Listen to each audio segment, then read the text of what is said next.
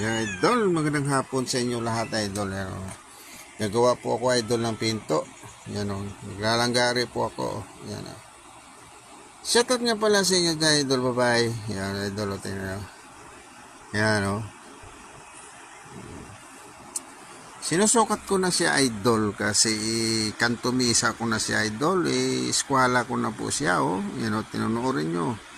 Yan, manood lang yung idol. Yung mga gustong matuto. Yan, idol. Tingnan nyo. Ginagawa ko. Yan. Kung saan man kayo, idol. Siguro sa mga Ilonggo dyan. Shout out sa inyo lahat. Yan, idol. Yan, nasa ano pala niya yan si ando si Kyok. Ayan. Ando si John Arthur. Yan, idol. O, tingnan, idol. Eskwala ko na, idol. Yan, nasabi nga, idol, na kantumesa. Gagawa nga po ako ng pinto para mabuo si idol. Yan, Yan, idol. Nilanggari ko na yung kantumesa. Yan, idol.